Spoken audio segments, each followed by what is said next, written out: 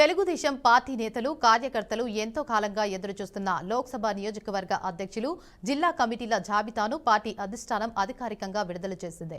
మొత్తం 25 లోక్సభ నియోజకవర్గాల టీడీపీ అధ్యక్షులను నియమించడంతో పాటు పలు ప్రాంతాలకు ప్రధాన కార్యదర్శులను కూడా నియమించినట్లు పార్టీ ప్రకటించింది. జిల్లా అధ్యక్షుల్లో బీసీ వర్గానికి చెందిన వారు 8 మంది, మైనార్టీ నుంచి ఒకరు, ఓసీ నుంచి 11 మంది, ఎస్సీ నుంచి 4, ఎస్టీ నుంచి ఒకరు ఉన్నారు.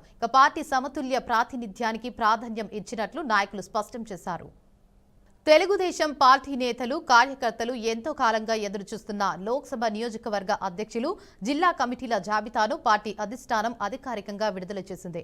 మొత్తం 25 లోక్సభ నియోజకవర్గాల టీడీపీ అధ్యక్షులను నియమించడంతో పాటు పలు ప్రాంతాలకు ప్రధాన కార్యదర్శులను కూడా నియమించినట్లు పార్టీ ప్రకటించింది. జిల్లా అధ్యక్షుల్లో బీసీ వర్గానికి చెందిన వారు 8 మంది, మైనార్టీ నుంచి ఒకరు, ఓసీ నుంచి 11 మంది, ఎస్సీ నుంచి 4, ఎస్టీ నుంచి ఒకరు ఉన్నారు. పార్టీ సమతుల్య ప్రాతినిధ్యానికి ప్రాధాన్యం ఇచ్చినట్లు నాయకులు స్పష్టం చేశారు. భారతీయ రైల్వేస్ కీలక ప్రకటన చేసింది. టికెట్ ధరలను పెంచుతున్నట్లు పేర్కొంది. పెరిగిన ఛార్జీలు ఈ నెల 26 నుంచి అమల్లోకి రానున్నాయి. తాజాగా పెంచిన రేట్ల ప్రకారం లోకల్ స్వల్ప దూర ప్రయాణాల టికెట్ ధరల్లో ఎలాంటి మార్పు లేదు. అయితే అంతకంటే ఎక్కువ దూరం వెళ్లే ఆర్డినరీ క్లాస్ రైలు టికెట్ ధర కిలోమీటర్కు 1 పైసా చొప్పున పెంచింది.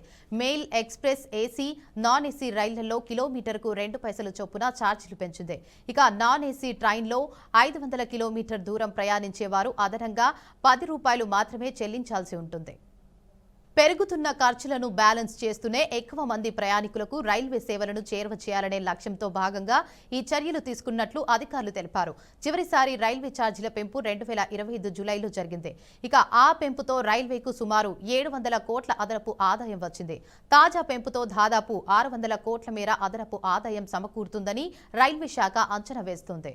భారతదేశం సంస్కృతి, సాంప్రదాయాలు, పాలన, రాజకీయాలపై విదేశాంగ మంత్రి జయశంకర్ కీలక వ్యాఖ్యలు చేశారు. పుణేలో జరిగిన బుక్ ఫెస్టివల్లో శ్రీకృష్ణుడు, హనుమంతుడు ప్రపంచంలోనే గొప్ప దౌత్యవేత్తలుగా తన దృష్టిలో ఉన్నారని జయశంకర్ అన్నారు. భారతానికి వ్యూహాత్మక రాజకీయాలు, రాజనీతి తెలిపవని విదేశీ రచయితలు చేసిన వ్యాఖ్యలను పదే పదే చదివి విసిగిపోయారని, అందుకే భారత సాంప్రదాయాల్లోని రాజనీతిని ప్రపంచానికి తెలియజేయాలనుకున్నా అని చెప్పారు. ఇక మహాభారతంలో శ్రీకృష్ణుడు, పాండవులు, కౌరవుల మధ్య సంధి ప్రయత్నించి ధర్మం వైపు నిలబడిన ఘట్టం భారత రాజకీయ దౌత్య విధానానికి మార్గదర్శకంగా ఉన్నదని జయశంకర్ గుర్తు చేశారు.